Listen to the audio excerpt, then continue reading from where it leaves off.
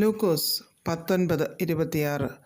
ഉള്ളവന് ഏവനും കൊടുക്കും, ഇല്ലാത്തവനോട് ഉള്ളതും കൂടി എടുത്തു കളയുമെന്ന് ഞാൻ നിങ്ങളോട് പറയുന്നു. റാത്തലുകളുടെ ഉപമ യേശു കർത്താവ് പറഞ്ഞ് തങ്കൽ ഏൽപ്പിച്ചിരിക്കുന്നതിൽ വിശ്വസ്തരായവരെ പറ്റി വിവരിച്ചു കൊടുക്കുകയാണിവിടെ.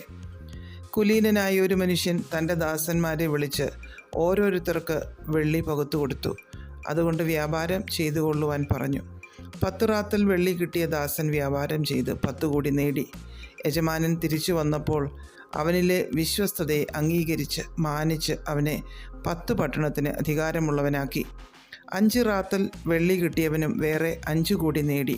അവനെ 5 പട്ടണത്തിന് മേൽവിചാരകനാക്കി. എന്നാൽ 1 കിട്ടിയവൻ ഒന്നും ചെയ്യാതെ അത് ഉറുമാലിൽ കെട്ടിവെച്ചിരുന്നു. അതുകൊണ്ട് തന്നെ യജമാനന് കോപം ജ്വലിച്ചു.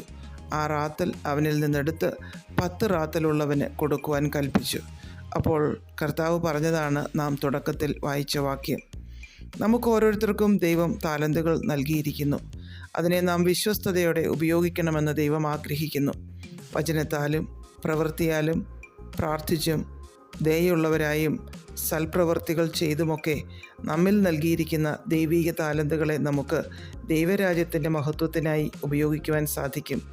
ഇവിടെ ഈ ഭൂമിയിൽ ദൈവം നമ്മെ ഏൽപ്പിക്കുന്നതിൽ വിശ്വസ്തരായിരുന്നാൽ വരുവാനുള്ള ലോകത്തിൽ നമുക്ക് സമൃദ്ധമായ പ്രതിഫലം ലഭിക്കും. യജമാനൻ കൊടുത്ത വെള്ളിയെ വ്യാപാരം ചെയ്യാതിരുന്നവനെ ദുഷ്ടദാസനെ എന്നാണ് വിളിച്ചത്. ദൈവത്തിൽ നിന്ന് ലഭിച്ച കൃപകളെയും അവസരങ്ങളെയും പ്രയോജനപ്പെടുത്താതെ അലസരായി ഇരിക്കുന്നവർക്ക് ലഭിച്ചത് നഷ്ടപ്പെടുവാൻ സാധ്യതയുണ്ട്.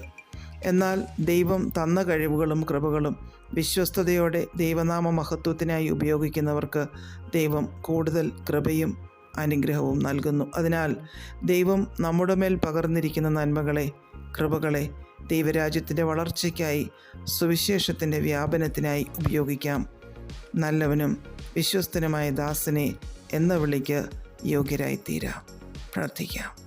പ്രിയപിതാവേ, അങ്ങ് നൽകിയിരിക്കുന്നതിൽ വിശ്വസ്തരായിരിക്കുവാൻ ഞങ്ങളെ സഹായിക്കണമേ. യേശുക്രിസ്തുവിൻ്റെ നാമത്തിൽ ആമേൻ. God bless us all.